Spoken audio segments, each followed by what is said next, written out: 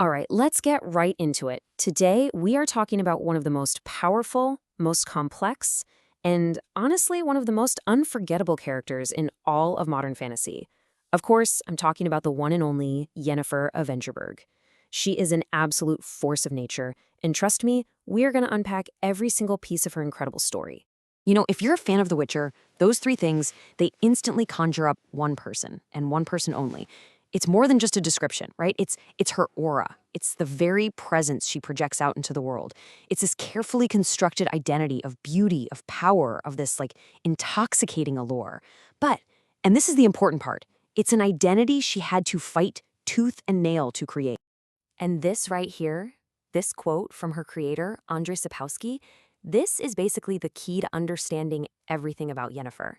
She was literally designed from the ground up to just shatter expectations. She's no damsel in distress, she's not some one-dimensional villain, and she is certainly not just the love interest. No way.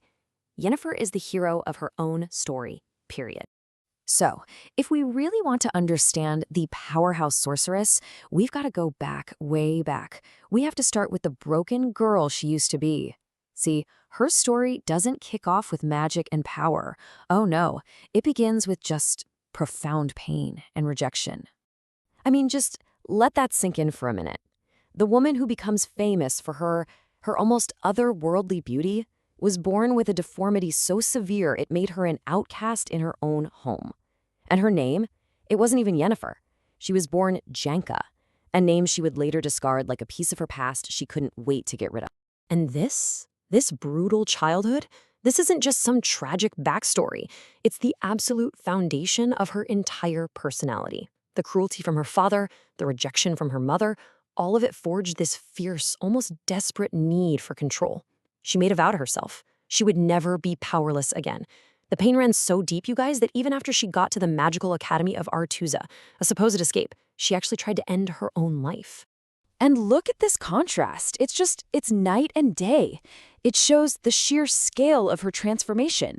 Aretuza might have given her the tools, but she was the one who forged this new identity all on her own. Yeah, she used magic to change how she looked, but that was just the surface. The real magic was her seizing control of her own destiny. She threw away the identity of Janka, the victim, and became Yennefer, the victor. End of story. Okay, so just when Yennefer finally has a grip on her life, finally has control, along comes the other great, chaotic force in her world, the Witcher, Geralt of Rivia.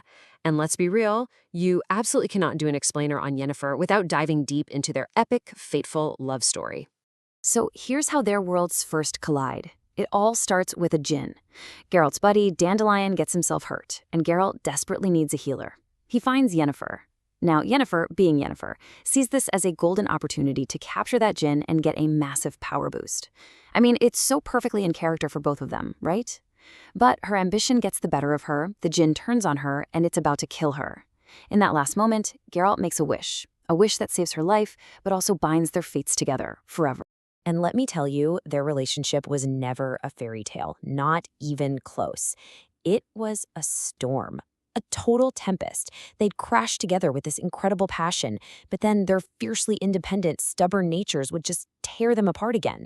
This went on for decades. It was this constant dance of love and anger and longing, and it became this central pillar of both their lives. But it was always, always haunted by one single massive question. And this is it. This is the question that hangs over everything. Was their undeniable, powerful connection actually genuine, or was it just the product of a magical wish? Think about it. For someone like Yennefer, who has fought her entire life for control, the very idea that her deepest, most profound feelings might not even be her own, that is a special kind of hell for her. But as central as Geralt is to her story, he's only one half of the emotional equation. Because her transformation from this solitary, self-focused sorceress into a fiercely protective mother figure, that might just be the most powerful and, honestly, the most humanizing part of her entire journey. See, here's the cruel irony. Magic gave Yennefer almost everything she ever wanted. Beauty, power, a long life. But it took away her ability to have children, which was a source of deep, deep pain for her. So when she ends up at the Temple of Melite to teach a young girl named Ciri, Geralt's child of surprise, it starts out as, just a duty. but it quickly becomes so much more than that. In Ciri, Yennefer saw a reflection of her own past.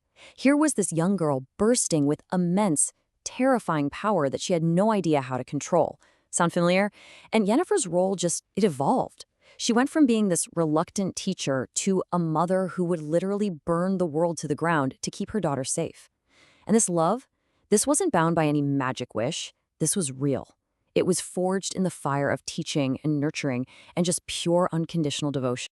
All right, so beyond her incredibly complex personal life, Yennefer was also a huge player on the world stage. We're talking a master political operator, an advisor to kings. She was someone who understood the brutal, messy game of power better than almost anyone. And if you look at her political career, a very clear pattern starts to emerge. She joined these powerful groups like the Brotherhood of Sorcerers and quickly rise to the top. But the second they tried to use her, or worse, use Ciri as some political pawn, she was out. She would defy them, escape, do whatever it took. She might have advised kings, but her true loyalty, that was always to herself and her found family. She flat out refuses to be a piece in someone else's game. And if you want a perfect example of the kind of betrayals she faced, look no further than this. 47. That's how many days she spent trapped as a tiny jade figurine. Her own so-called allies did that to her after the coup at Fened. I mean, can you even imagine? It's just this stark, brutal reminder of what she was up against and the incredible resilience it took to come back from something like that. So when you put all of these pieces together, the trauma, the transformation, the love, the family, the politics, what do you end up with? Well, you get a portrait of one of the most fiercely, undeniably strong-willed characters ever put to paper. Honestly, I can't think of a single quote that sums her up better than this one. In a world that's just jam-packed with kings and mages and witchers all trying to dictate her story for her, Yennefer is the one who constantly snatches the pen right back out of their hands. She insists on being the author of her own life, and she doesn't care what it costs. So what really drives her? What's at her absolute core? You know, it's easy to look at her and think it's just a raw hunger for power, but that's not the whole story. Not even close. For Yennefer, power is just a tool. It's a shield. It's the armor she uses to protect what actually matters to her. The love she has for Geralt, and even more than that, the family she built with Ciri. Yeah, survival is the foundation, but love is the engine that makes her go. So to wrap it all up, who is Yennefer of Vengerberg? At the end of the day, she is the ultimate survivor. She was forged in the fires of trauma, and she came out the other side armed with magic and a razor-sharp intellect. And she used those weapons not just to get power, but to guarantee that she would never be a victim again. She is fiercely independent, completely defiant, and driven by a love so powerful it can literally reshape the world around her. Which really just leaves us with one final big question to chew on. In a world that was constantly trying to control her, with a destiny that was magically shackled to someone else's, was Yennefer ever truly free? Or did that incredible, unbreakable will of hers mean that she was always the master of her own fate in spite of everything? That's something worth thinking about.